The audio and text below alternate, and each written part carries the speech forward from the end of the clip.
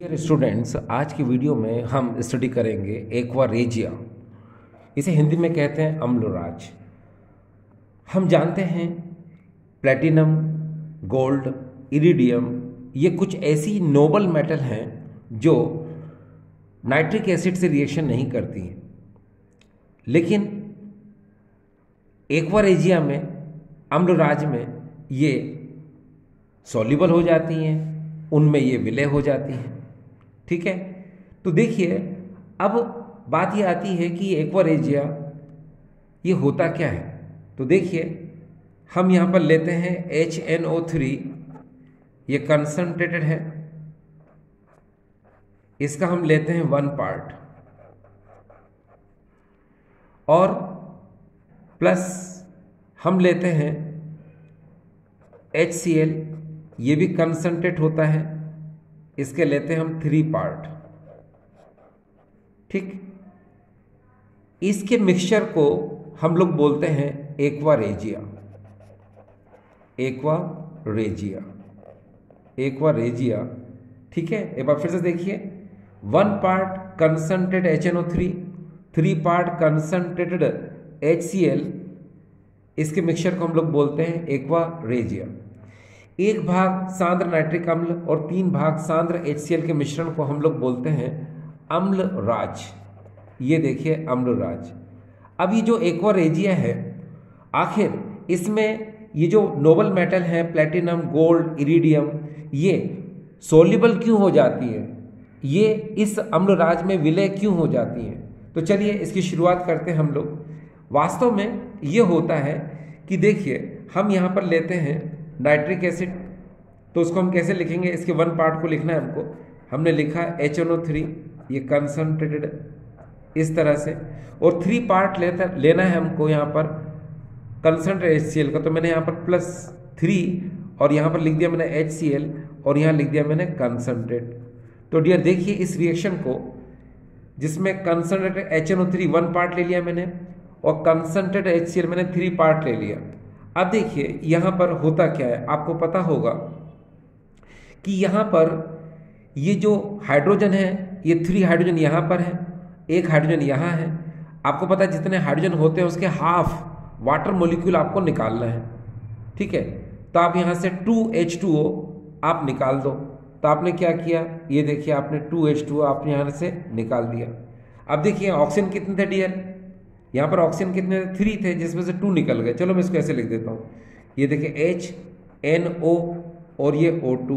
तो यहाँ देखिए ये H और ये 2 ऑक्सीजन और यहाँ से 3 हाइड्रोजन, इन्होंने मिलकर क्या बना लिया, 2H2O बना लिया, जिसको मैंने बाहर निकाल दिया। अब यहाँ पर कितने Cl बचे हैं, आपको पता है यहाँ पर 3 Cl बचे हैं, जिनको मैं ऐसे लिख सकता हूँ Cl and 2Cl, ये 3Cl होगा। तो यहाँ का ये जो NO है, ये इस Cl के साथ मिलकर क्या बना लेगा, NOCl।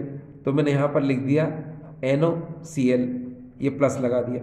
अब देखिए हाउ मेनी Cl, कितने Cl बचे यहाँ पर 2, तो जिनको मैंने यहाँ पर +2Cl लिख दिया।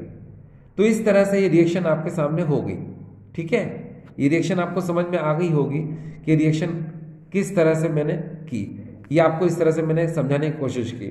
अब क्या होता है डियर स्टूडेंट्स कि इसी रिएक्शन को मैं अच्छे से लिख देता हूँ ताकि आपको अच्छे समझ में आ जाए। ये देखिए यहाँ पर ये HNO3 जो कि कंसंट्रेट है, ठीक है, और यहाँ पर ये 3HCl जो कि कंसंट्रेट है। आपको पता है कि आपने जब इसकी रिएक्शन की तो क्या बना था यहाँ पर NOCl, फिर क्या बना था 2H2O और फिर क्या बना था यहाँ पर 2Cl। इसको मैंने ऐसे लिख लिया। अब बात ये आती है कि आपको प्लेटिनम, गोल्ड और इरिडियम में से क्या लेना है। जैसे प्लेटिनम लेना है तो आप यहाँ पर पहले प्लेटिनम लिख दो। ठीक है, आपको पता होना चाहिए प्लेटिनम की वैलेंसी जो है 4 होती है। ठीक है, तो आप क्या कराओगे, यहाँ पर आप इसको 4Cl से रिएक्ट कराओगे। अभी आपके सामने Cl कितने, केवल 2 है, तो आप यहाँ पर जब 4Cl लोगे, ये आपने 4Cl ले लिया ऐसे, है ना। तो इस पूरे इक्वेशन में, किस इक्वेशन में डियर, ये वाले इक्वेशन में, ये पूरे इक्वेशन में, ये इसमें क्या करोगे आप जो है 2 का मल्टीप्लाई कर दो ऐसे।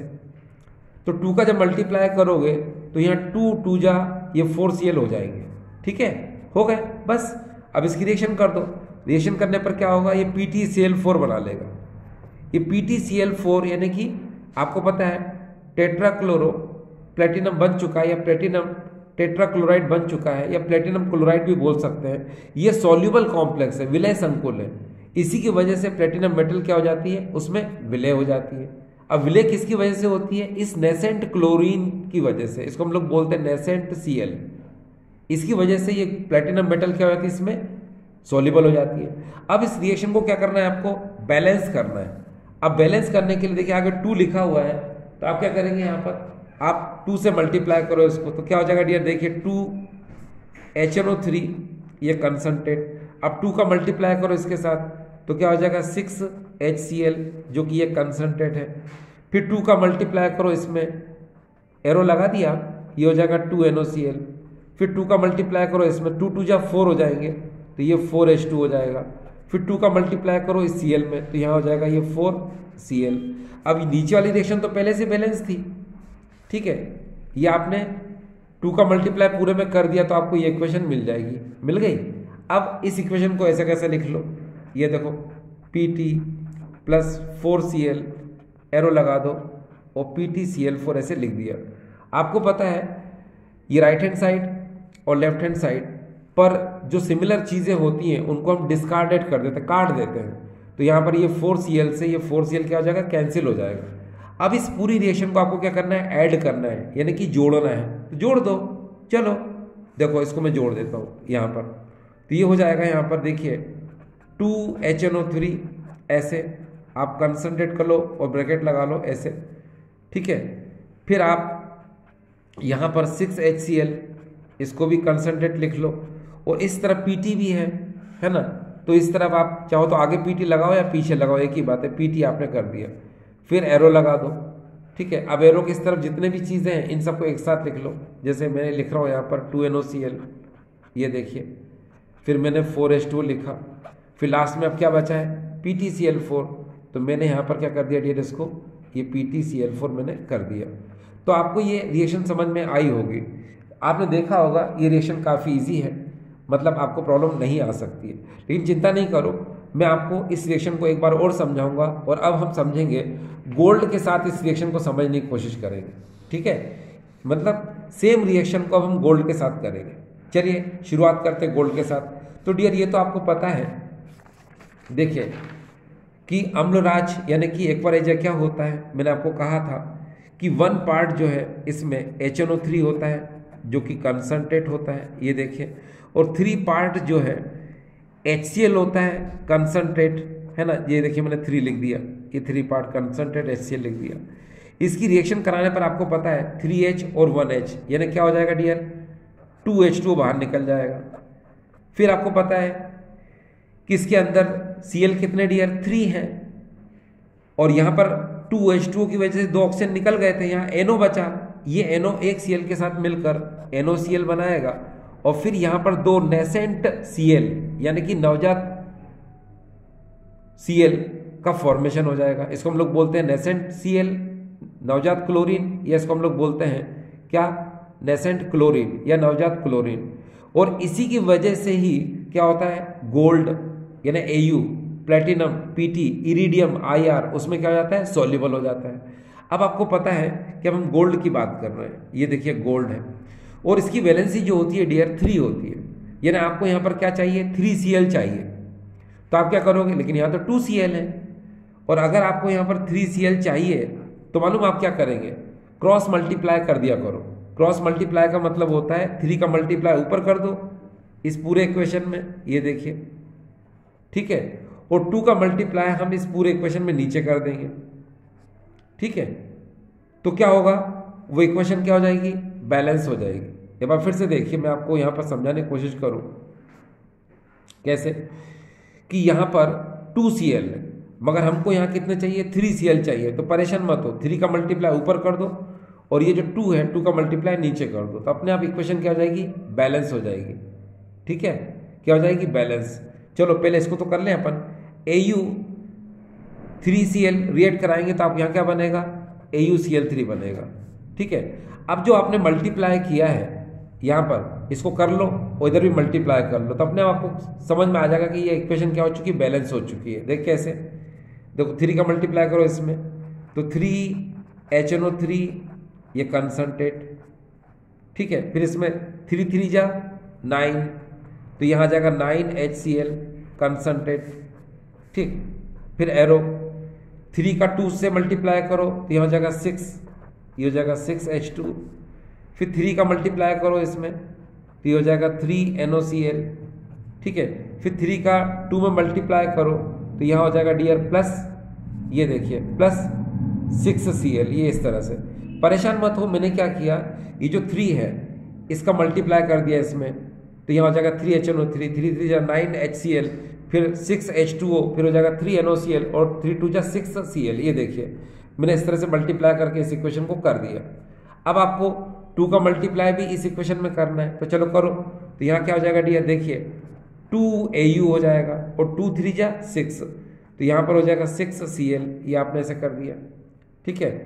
फिर 2 का मल्टीप्लाई करो इसमें, तो यहाँ क्या हो जाएगा 2AuCl3 हो जाएगा, हो गया। अब आपको पता है कि ये राइट हैंड साइड पर Cl है और ये लेफ्ट हैंड साइड पर Cl है, तो उनको काट दो, डिस्कार्डेड कर दो, ये काट दिया बस। अब इस पूरी रिएक्शन को आप ऐड कर दो, किसको, इसको इनके साथ और इनको इसके साथ, मतलब एरो के इस तरफ वाले को इनके साथ, एरो के इस तरफ वाले को इनके साथ, बस। अब देखो करो जरा, ये हो जाएगा 3HNO3 कंसंट्रेट, फिर यहाँ पर हो जाएगा 9HCl कंसंट्रेट, ठीक है। और यहाँ क्या है 2AU, तो प्लस 2AU यानी गोल्ड आपने लिख दिया, ये देखिए इस तरह से, ठीक है। अब ये तो मैंने क्या किया, देखो 3HNO3 कंसंट्रेट ऐसा कैसे लिखा, फिर 9HCl भी ऐसा कैसे लिखा, फिर 2AU ऐसा कैसे लिखा। अब एरो के इस तरफ वाले को इस तरफ लिख लो, देखो कैसे, देखो यहाँ पर 6H2O प्लस 3NOCl, ठीक है। ये इसका अब ये बचा, तो हम इसको लिखेंगे प्लस 2AuCl3, इसको हम लोग बोलते हैं गोल्ड क्लोराइड।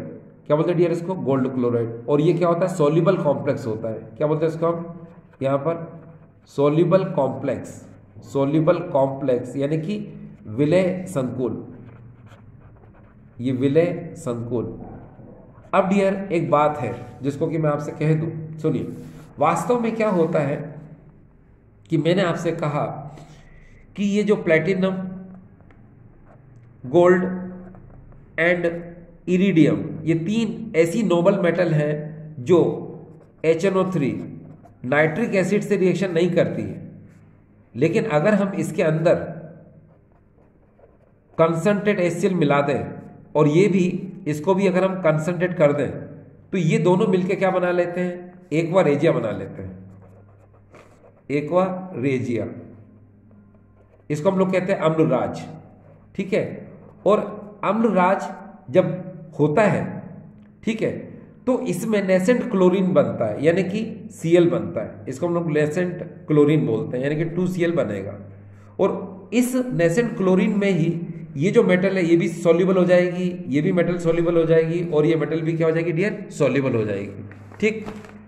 तो इस तरह से ये जो platinum, gold and iridium metal होती हैं, ये इसमें क्या हो जाती हैं, सॉल्युबल हो जाती हैं। किसमें, अम्लराज में, यानी कि एक्वा रेजिया में सॉल्युबल हो जाती है, अम्लराज में विलय हो जाती है। तो आई होप स्टूडेंट आपको समझ में आया होगा, ठीक है। Thank you.